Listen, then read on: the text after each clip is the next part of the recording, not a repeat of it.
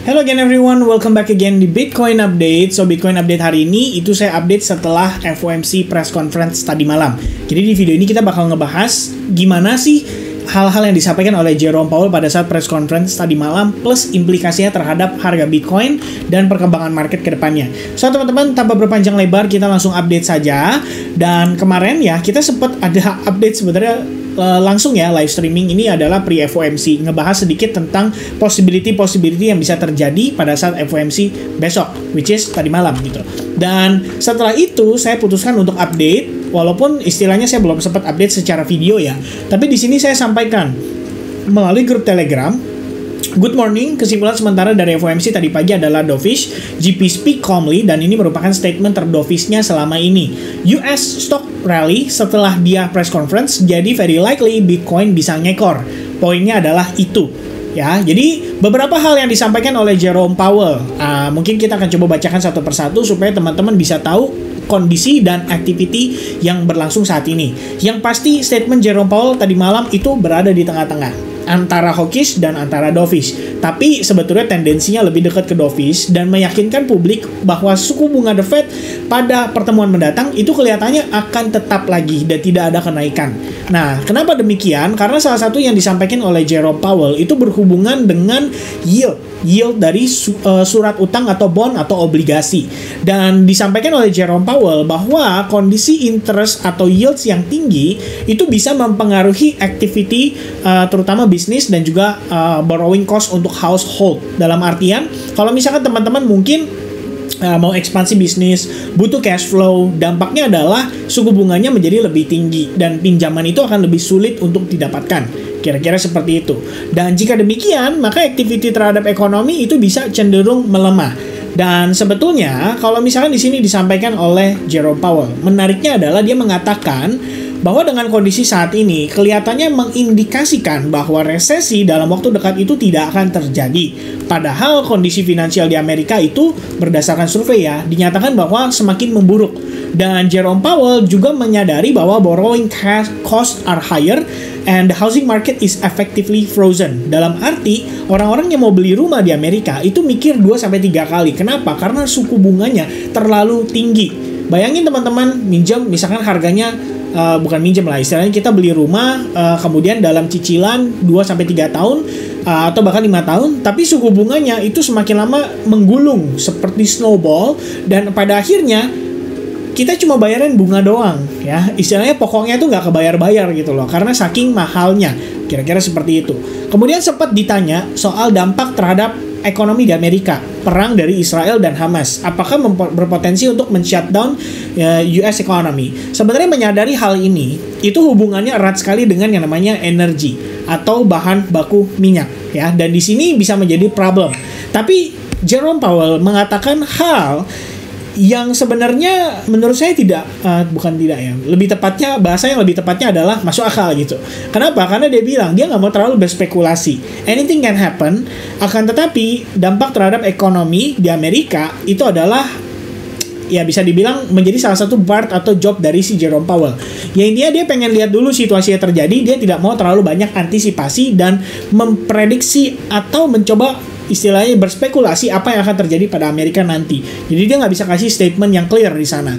Yang pasti saat ini dia ngelihat yang penting adalah ekonominya kuat, kemudian strong labor market atau ketenaga kerjaan, dan juga the Fed itu bisa create progress untuk mengatasi inflasi. Intinya poin itu yang dia coba highlight. Dia nggak mau terlalu ikut campur atau nggak mau terlalu berkomentar seputar Israel versus Hamas. Dan kemudian berdasarkan statement Jerome Powell tadi malam, intinya para pelaku pasar itu percaya 70% The Fed tidak akan naikin suku bunga pada pertemuan 13 Desember mendatang. Dan hal itu memberikan dampak pada market untuk cenderung bullish. Ya, jadi begitu statement tadi malam disampaikan, itu Dow Jones, S&P 500 dan juga Nasdaq itu cenderung positif. That's why saya sampaikan di sini karena US stock rally, very likely Bitcoin-nya bisa ngekor. Dan situasi yang terjadi pada Bitcoin adalah cenderung breakout terhadap konsolidasinya. Nah, kalau kita lihat sekilas, sebetulnya Bitcoin itu udah sukses closing di atas area resistance yang terbentuk dari pergerakan Bitcoin selama beberapa hari terakhir. Kita tahu bahwa market itu cenderung menunggu FOMC press conference supaya mereka bisa mendapatkan semacam idea. Ini ekonomi Amerika mau dibawa kemana, kebijakan mereka mau dibawa kemana.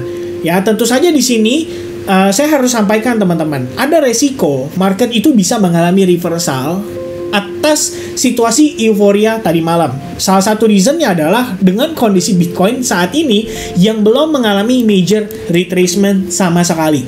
Ya, kita ngelihat overall ini masih one push to the swing high.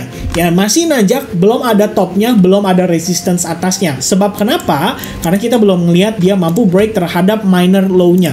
Kalau misalnya sudah berhasil break terhadap minor low-nya, baru kita bisa katakan bahwa ini adalah high point yang valid untuk Bitcoin saat ini. Dan karena itu belum terjadi, berarti kita belum bisa mengambil kesimpulan bahwa ini adalah high point-nya. Dan tentu saja Bitcoin masih memiliki peluang untuk menanjak lagi dengan catatan tidak melanggar situasi-situasi yang bisa menyebabkan dia reversal. Dan apa saja situasinya? Pertama teman-teman, closing time frame daily. Hari ini sebisa mungkin Bitcoin harus bertahan di atas SMR. Karena resistance ini sudah mempertahankan Bitcoin selama lebih kurang sejak tanggal 24 Oktober. Dia tidak mampu break di atas area 35.000 dan baru kemarin sukses break di atas 35.000 serta closing di level 35.400 dolar. Kalau hari ini dia pullback, sebenarnya ini wajar. Jadi seperti skenario break and retest. Nah, permasalahannya adalah retestnya. Apakah retestnya di sini benar-benar valid mempertahankan Bitcoin di atas level 35.000 atau justru dia malah break kembali dan closing dalam keadaan bearish engulfing? Jika itu yang terjadi, kita antisipasi kemungkinan dia mengalami koreksi, dan jika itu yang terjadi, rata-rata altcoins kemungkinan akan turun lebih signifikan. Teman-teman harus aware dengan kondisi tersebut. Jadi ibaratnya kalau mungkin yang lagi ongoing long position, kalian harus secure positionnya.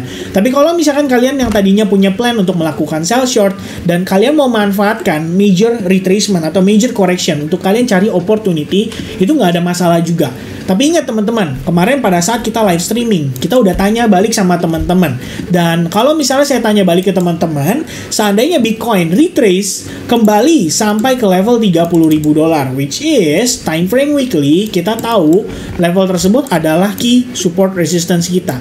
Pertanyaan saya adalah, apakah pullback ini itu sebenarnya kesempatan untuk kita beli atau sebenarnya kesempatan untuk kita panik dan malah cenderung jual koin yang kita punya?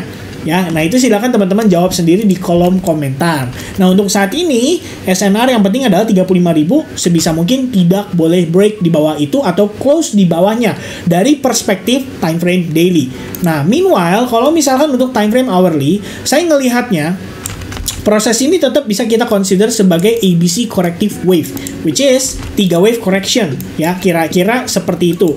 Mengapa demikian? Karena overall ini adalah swing low dan ini adalah swing high. Harga naik dan wajar nggak sih kalau misalkan dia mendapati progres yang cenderung korektif atau retest terhadap level tertentu. Dan di sini kalau kita lihat somewhere in the middle itu sebenarnya ada yang namanya fair value gap, which is di sini kita bisa consider adalah proses market bergerak sangat impulsif dan menyisakan banyak sekali order beli. Jadi saya nggak heran kalau misalnya kita masih bisa ketahan nih di level ini gitu ya. Nah, pertanyaan saya yang sampai saat ini saya masih consider adalah apakah sellers di sini adalah sellers yang aktif yang mampu membanting harga Bitcoin untuk kembali bergerak di bawah 35.000. Dan saya rasa saya tidak mau terlalu berspekulasi di sini. Kalau saya personally selama Bitcoin masih bisa bertahan di atas level 35.000, saya akan fine. Apalagi dia bisa bertahan di atas level-level ini seperti Fibonacci, kemudian ada demand zone di bawahnya, dan selama dia masih survive di sana, saya ngelihat ini bisa aja proses kita membentuk yang namanya ascending channel. So technically pullbacknya memang agresif, tapi tidak menutup istilahnya kesimpulan bahwa maksud saya tidak menutup kemungkinan bahwa overall movementnya itu masih dalam keadaan bullish. Ya, beda ceritanya kalau misalkan level support ini di take out. Per ini kondisi terjadi, saya akan mulai mencari alternatif setup untuk saya melakukan sell short. Minimal untuk manfaatin pergerakan retracement yang berpotensi sampai ke 31.500. Tapi, once again, selama itu belum terjadi, view saya simple, tetap dalam keadaan bullish. For now, let's wait, dan pastikan teman-teman gunakan alarm. Jika seandainya kalian nggak bisa pantau, minimal dari alarm itu kalian bisa dapat notice, oh bahwa Bitcoin itu sudah mulai breakdown nih. Dan per breakdown ini terjadi, teman-teman sudah boleh mulai consider untuk cari setup sell short. Jadi kita nggak menebak-nebak gitu ya, di mana cut-off-nya, Tapi setiap kali kita sell short ternyata kebanting lagi, keangkat lagi. Karena memang itu sebenarnya tujuan daripada kita melakukan analisis terhadap price action. Jadi kita tahu bahwa selama strukturnya masih bullish, higher high dan higher low masih terbentuk, kita nggak perlu gegabah mengambil kesimpulan. Poinnya adalah di situ teman-teman. Oke, so for now, I think itu adalah update yang bisa saya berikan. Implikasi terhadap harga Bitcoin harusnya kecenderungan bullish. Dan kalau seandainya memang terjadi koreksi, mungkin triggernya itu bisa jadi karena non-farm payroll yang akan dirilis pada minggu ini.